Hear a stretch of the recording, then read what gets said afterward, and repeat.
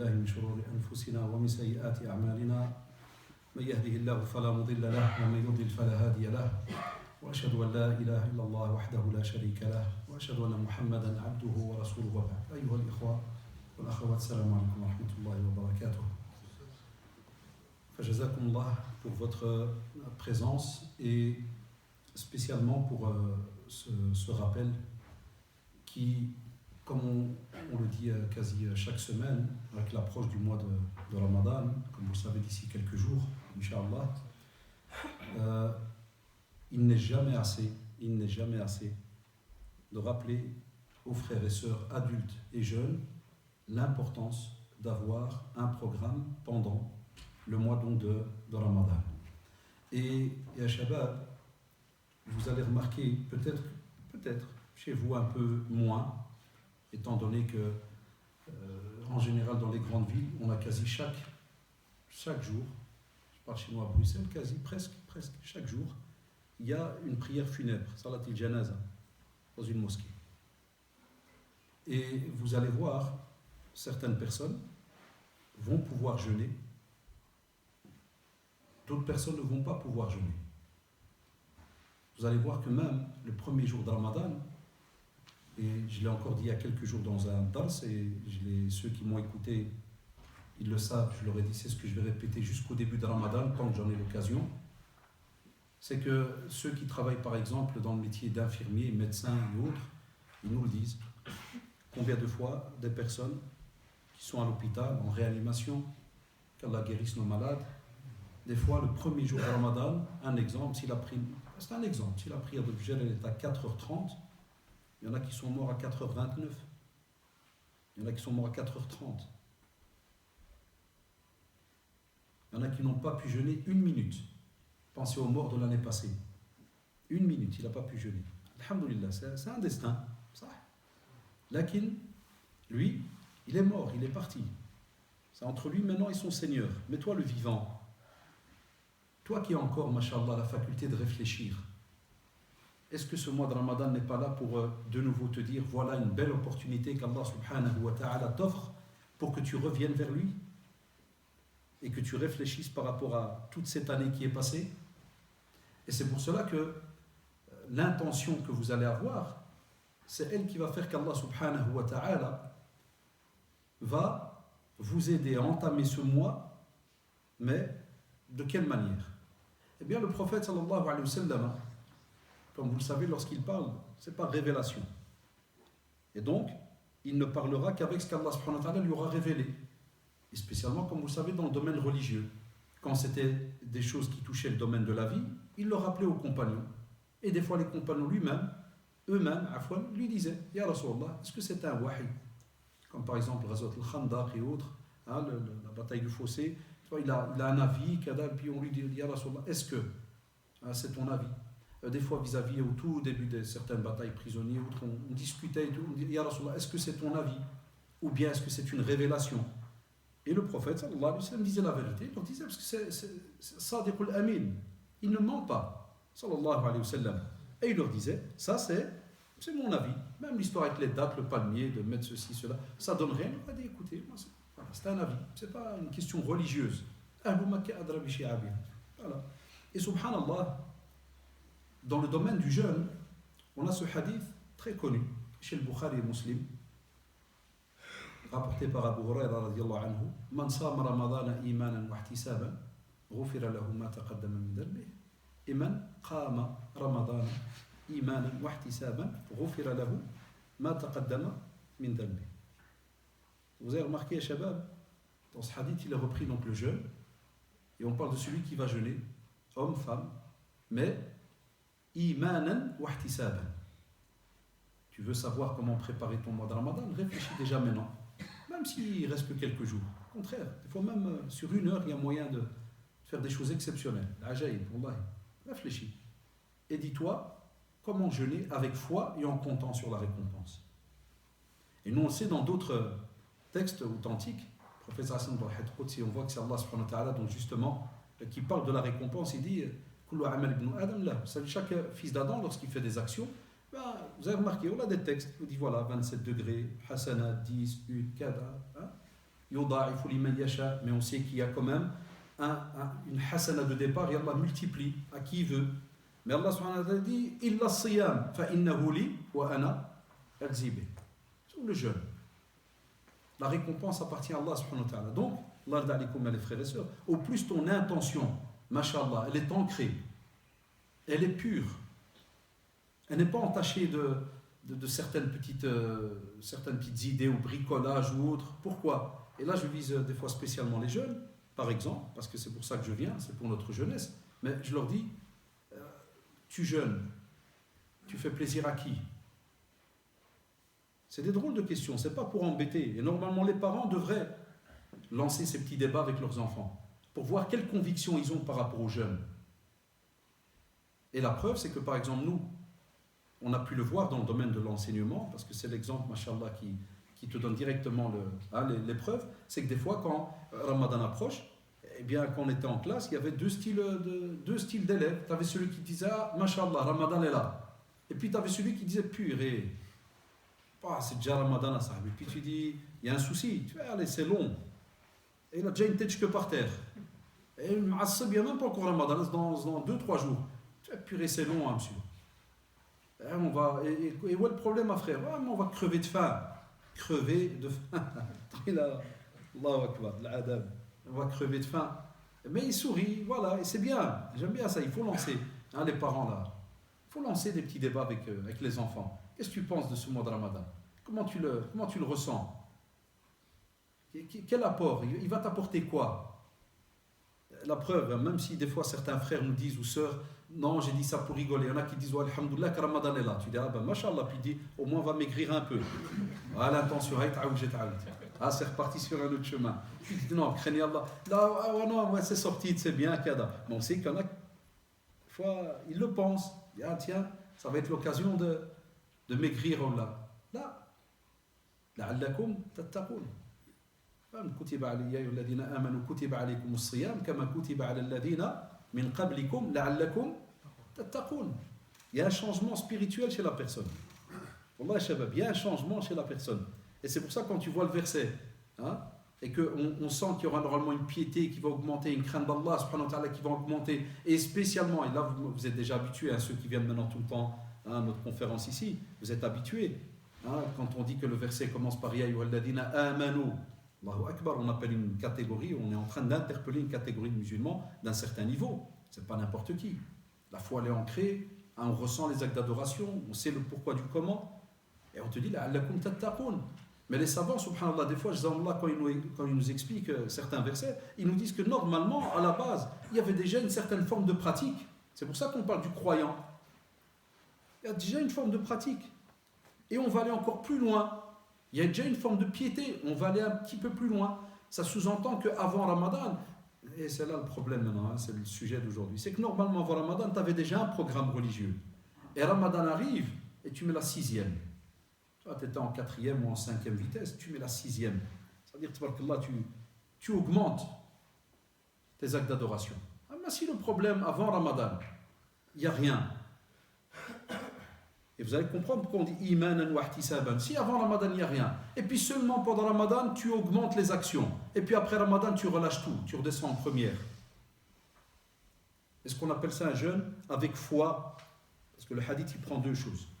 Il prend jeûner et avec les nuits qu'on va passer à adorer Allah subhanahu wa ta'ala, que ce soit dans la prière, lecture du Coran et autres. Et le prophète sallallahu alayhi wa sallam a dit dans ces hadiths qu'on a cités au début, avec foi et en comptant sur la récompense. Alors, est-ce que tu as jeûné vraiment avec foi, en ayant l'intention que le 30 ou le 29, tu vas tout arrêter et repartir?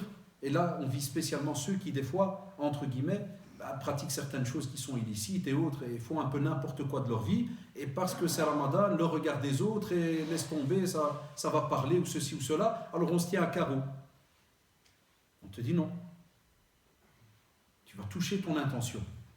Donc, Allah d'alikum, ce rappel que je vous fais maintenant, il est bon même pour après le mois de Ramadan, parce que tout le temps après Ramadan, et vous êtes habitués, c'est comme ça, alhamdoulilah, dans le monde entier, la plupart des mashayikh, des prédicateurs et autres, juste après Ramadan, ils font toujours une conférence sur qu'est-ce qu'il y a après Ramadan, tout le temps après, chaque fois, qu'est-ce qu'il y a après Ramadan.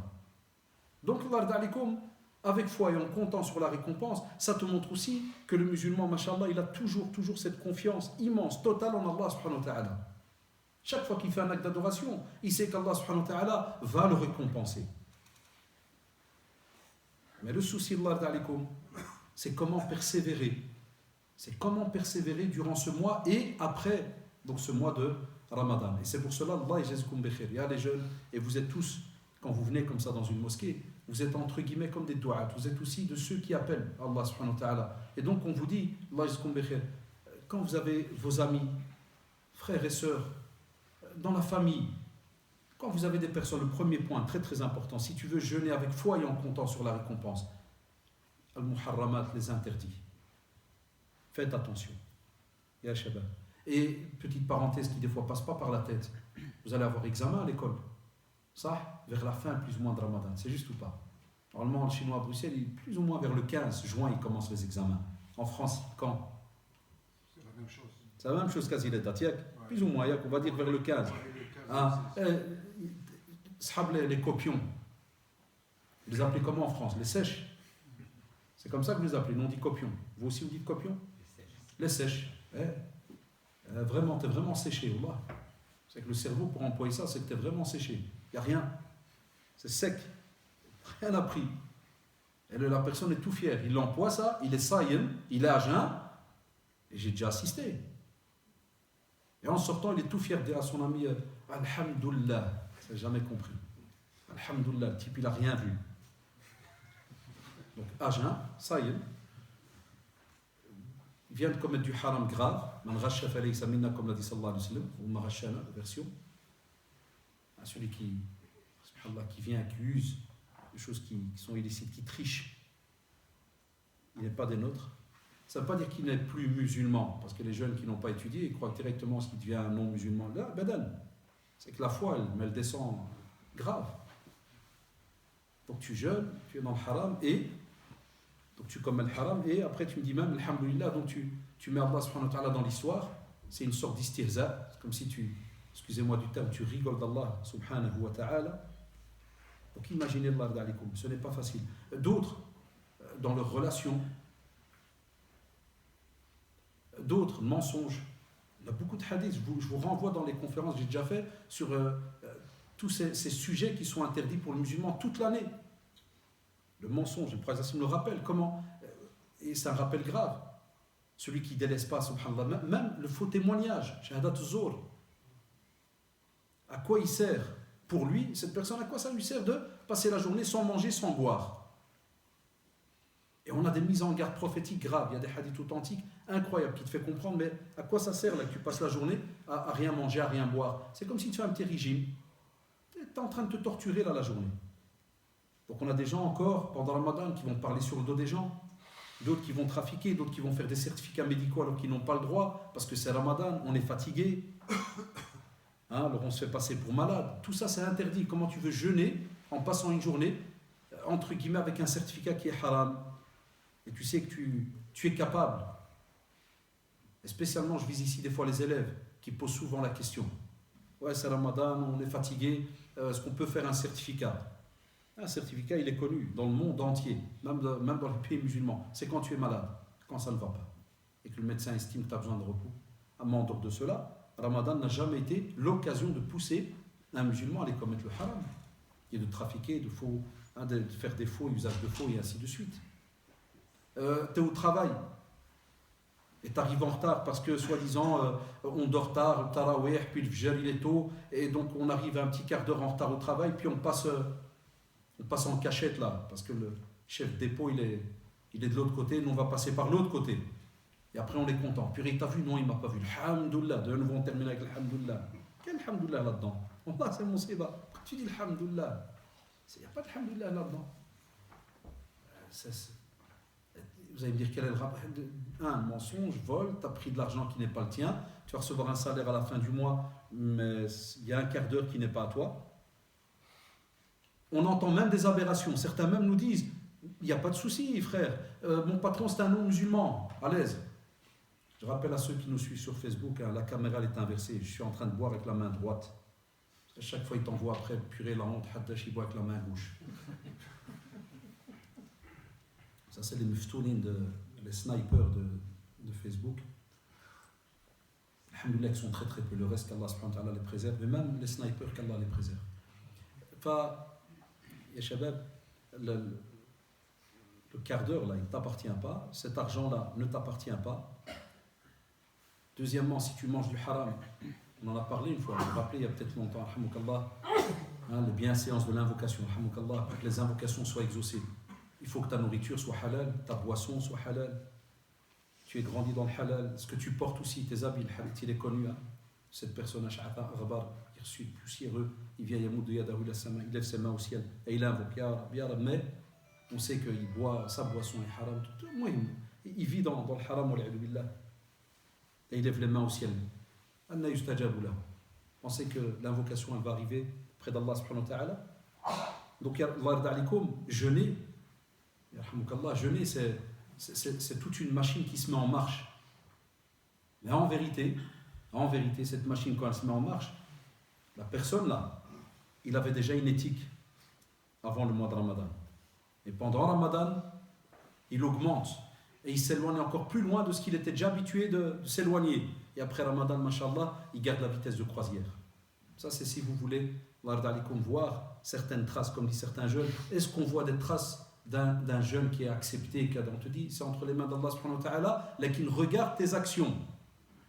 Regarde comment tu es et comment tu vas être après Ramadan. Et tu auras plus ou moins un petit thermostat, tu vas voir. Est-ce que c'était vraiment sincère ou bien tu faisais des choses juste pour Ramadan et puis après, sans oublier ceux qui le font pour le matuvé ou zédozit. Qu'Allah nous préserve. Alors, deuxième point qui doit absolument se retrouver durant votre mois de Ramadan, c'est l'évocation.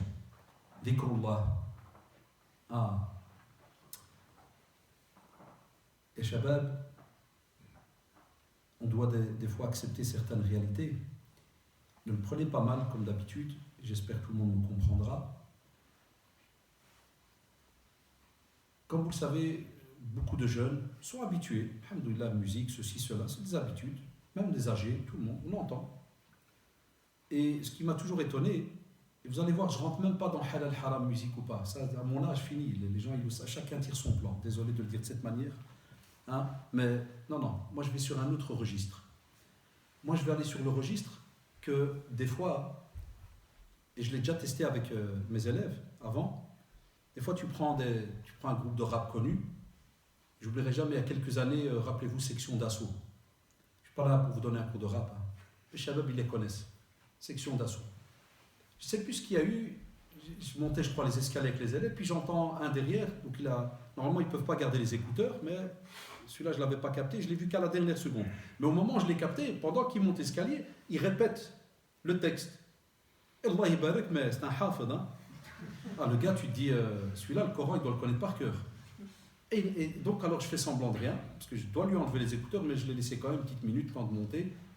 C'est au troisième, j'avais cours en ce temps-là, donc je monte et je reste un peu, je marche doucement, comme je suis asthmatique, donc d'office, il ne le remarque pas, alors j'avance, et je l'entends et il récite. Et on monte premier étage, deuxième, Wallah, il n'a toujours pas arrêté. Allah ibarak. De temps en temps, je me retourne, et comme il est concentré, les épaules qui bougent, tout qui bouge, et il monte. Et que je suis arrivé en classe, voilà, petit drari, vous faites... Qu'est-ce que vous connaissez comme groupe de rappeurs? Et c'est parti sur plein de noms, puis ça arrivait à de sections d'assaut, c'est pour ça que j'ai parlé de. Et il arrive à... Je dis, et tu connais des textes ou... Ouais, il n'y a pas de souci. Vas-y, montre une fois c'est quoi. Il y a des draris, tabarakallah, il commence à midi, termine à midi quart. Et Allah ibarak, il n'y a pas d'erreur. Je demande aux autres, ils me disent non, c'est juste.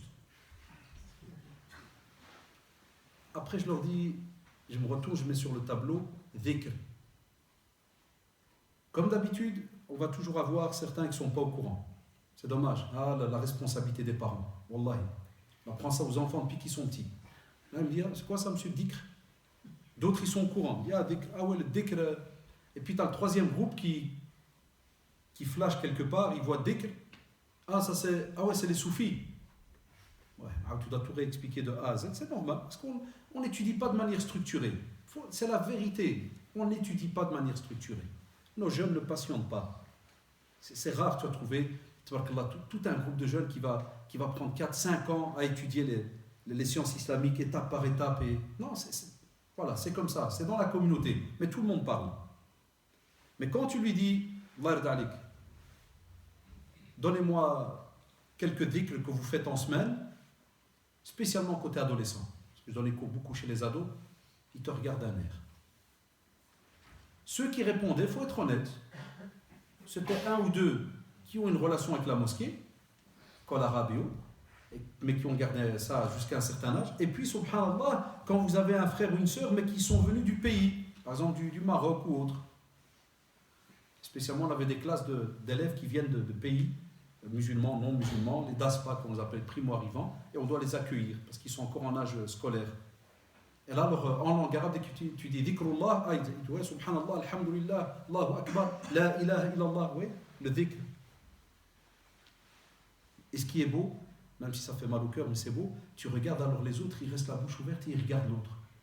Et puis ils me regardent en disant, c'est vrai? Je dis, naam. Je dis, normalement, Allah yarda alikoum, en journée, tu as une pause, tu marches, tu es dans le tram, métro, bus, kada, dans ta voiture. Fikrullah. Fais en sorte que ta bouche, ta langue, soit rattachée à l'évocation d'Allah subhanahu wa ta'ala. Et les savants nous disent, spécialement pendant le Ramadan, l'istighfar, la demande de pardon. Ya shabab. Spécialement pendant le Ramadan, la demande de pardon. C'est le mois du pardon par excellence. On sait que c'est le mois du Coran. Shahrul Ramadan, c'est le mois du Coran. Le Coran a été révélé durant le mois de Ramadan. Et on sait que c'est le mois du pardon. Puisque dans les hadiths qu'on vous a cités, justement, à la fin du hadith, c'est le mois du pardon. Celui-là qui jeûne ce mois de Ramadan comme il se doit, une des finalités qu'il aura, Allah ibarak, c'est immense, avoir ses péchés pardonnés. Par qui? Par Allah subhanahu wa ta'ala, celui-là qui nous a créés. On le dit toujours, qui sommes-nous? Combien d'erreurs on fait? Même moi qui vous parle, qui sommes-nous? Et un mois, il te demande, juste un mois. Et encore, est-ce que c'est 24 sur 24? On serait mort. Là, c'est d'une certaine heure à une heure. C'est tout. C'est un laps de temps. Et il te pardonne tous tes méfaits. On te dit donc, subhanallah, l'istighfar. Même mouchkila et shabab, de nouveau, s'il fallait qu'on fasse un exercice entre nous et qu'on demande à certains de nos jeunes, combien de fois tu fais l'istighfar par jour? On peut demander même à certains adultes s'il fallait. On va rester juste chez les jeunes. Combien par jour? Dire astaghfirullah. Si le prophète sallallahu alayhi wa sallam, vous rappelez le hadith, jusqu'à combien de fois il le faisait par jour? Jusqu'à plus de 100 fois par jour. Hada Rasulullah sallallahu alayhi wa sallam. Rasulullah sallallahu alayhi wa sallam, imaginez-vous, celui qu'Allah subhanahu wa ta'ala lui a tout pardonné. Mais il fait de la prière jusqu'à ce que, subhanallah, ses talons voient du sang sortir. Parce que voilà, il reste longtemps debout, et puis la chaleur, le sable, kada. Mais subhanallah, on sait que le résultat, c'est parce qu'il est resté très très longtemps debout. Et on vient lui dire, Ya Rasulallah, tu es celui à qui Allah subhanahu wa ta'ala a tout pardonné. Mais il leur rappelle, est-ce que je ne peux pas être un abd qui est shakour? Un serviteur qui est remerciant envers son Seigneur.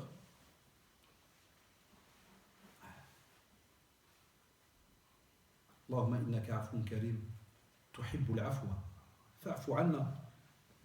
Qu'on fasse étudier ça à nos enfants. Des petits post-it. Au lieu qu'on mette que des post-it sur les frigos, apporte 3 kilos, apporte 2 kilos, fais ceci, ou attention, les patates, kada, ou je ne sais quoi. C'est vrai, c'est notre vie en général. Alhamdoulilah, c'est pas un mal, mais qu'on rajoute des petits post-it un peu partout. Qu'est-ce qui est interdit? Il y a même des maisons où, subhanallah, ça n'existe pas, parce qu'on m'a déjà dit ça dans certains doros, parce qu'on vient de faire la peinture, ça doit rester nickel, man'araf shenni, kada. Là, mets des post-it sur une porte qui va vers la toilette, invocation.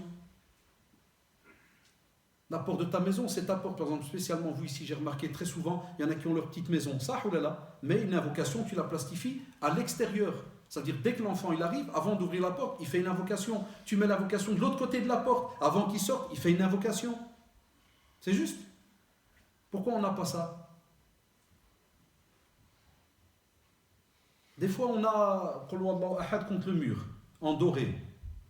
Et il y en a même, après 32 ans, ils ne sont pas au courant de ce qu'il y avait écrit. Il te dit juste, pour moi, c'est beau, c'est Jdo qui nous l'a donné quand il était le Hajj. Et il y a écrit quoi? Je ne parle pas l'arabe, je ne lis pas l'arabe, frère. Donc même des fois, avec le Coran et les savants ont fait des fatwas là-dessus, on le met, Cheikh Al-Utaymi rahimahullah, dans une de ses fatwas, il te dit, On peut, mais à condition que ça soit alors un rappel. Que ça soit un rappel. Donc, Allahumma innaka afoun karim. C'est très bien qu'Allah subhanahu wa ta'ala, il est le pardonneur. Et il aime le pardon. Et c'est pour ça qu'on lui demande qu'il nous pardonne. J'ai toujours dit à nos jeunes, Allahu Akbar, regardez Allah subhanahu wa ta'ala, pour nous dans notre croyance, on a une ligne directe. On n'a pas d'intermédiaire. Regardez notre petitesse, c'est incroyable quand tu réfléchis. On n'est rien, Wallah, tout petit. On ne représente rien dans la création d'Allah subhanahu wa ta'ala. Et il nous a choisis et il nous a donné cette opportunité de lui parler directement. Ça c'est pour le pardon. Le cœur. Subhana muqallib al-qulub, thabbit qalbi ala dinik. Ah, le cœur. C'est très bien que le cœur il peut changer des fois d'une minute à l'autre. Il peut arriver un tas de soucis. C'est juste ou pas, Shabab? Alors invoque-le. Pendant que tu roules, tu marches, c'est-à-dire, Ya Allah, mon cœur là. Que je sais que tu peux changer les cœurs, les retourner. Mais comme vous le savez, positif, négatif, il détient tout, subhanahu wa ta'ala. Il va faire en sorte que mon cœur reste ferme sur la religion. Parce qu'on sait qu'il y a shaitan, il y a les fréquentations, les ceci, les cela. On a un tas de situations qui fait qu'on peut changer. De nouveau, on doit l'apprendre à nos enfants. Et on doit aller voir toute cette panoplie, subhanallah, d'invocations. Et c'est pour ça que je vous dis, tous ceux maintenant qui ont les smartphones, ils n'ont aucune excuse. La citadelle du musulman, téléchargeable gratuitement. Et tu veux l'acheter, elle fait 3 € en général. Il y a qu'à Mohamed. Chaque année, je lui pose la question. 3 €, il y a citadelle du musulman. 3 € dans les librairies.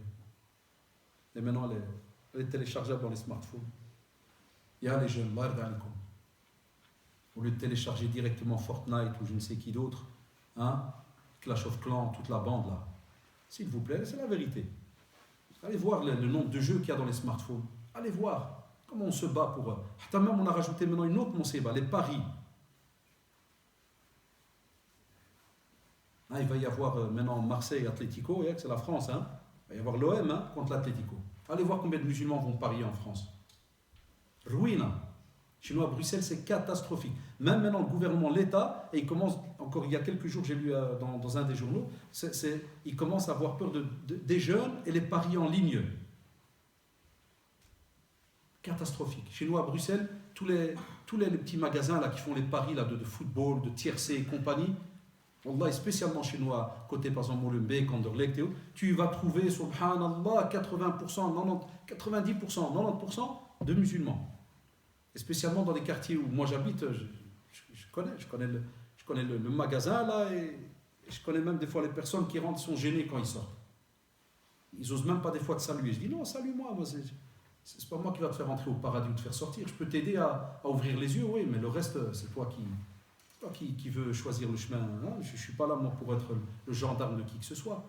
Mais vous avez déjà vu ça de vos propres yeux. Il sort, il est gêné, il te voit. Non. Hein, le pari.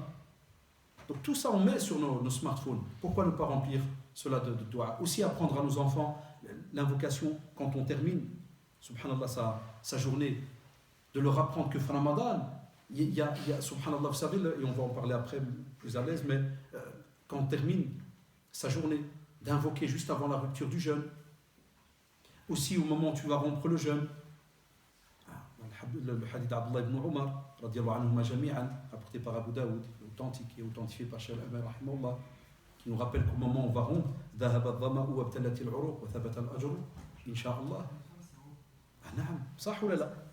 C'est-à-dire que la soif est partie, les veines sont humides et la récompense est assurée si Allah le veut. Allahu Akbar. Tu termines ta journée de jeûne. Je l'ai déjà testé avec des élèves. Je leur demande qu'est-ce que vous dites quand vous allez rompre le jeûne et que vous avez devant vous là un bol de soupe. Alhamdulillah, il te dit Bismillah. On va dire Bismillah. Oui, ça c'est pour commencer à manger. Encore, il y a d'autres invocations. Maintenant, pour le jeûne, beaucoup de nos enfants, et vous le savez, ne connaissent pas cette invocation. Je ne parle même pas de la première partie qui a polémique chez les savants. Allahumma laka sumtu ala rizqika aftartu. Ça ou là. Des fois, même celle-là, on va dire, il y en a qui disent non, je ne la connais pas. Donc, les shabab, les parents aussi, qu'est-ce qu'on apprend à nos enfants? Qu'est-ce qu'on leur apprend? S'ils sont capables d'étudier autant de textes de rap, de ceci, de cela, et et de phrases ou tout ce que vous voulez. Et l'ad'iya, invocation on n'a pas, évocation on n'a pas. Aussi, Allah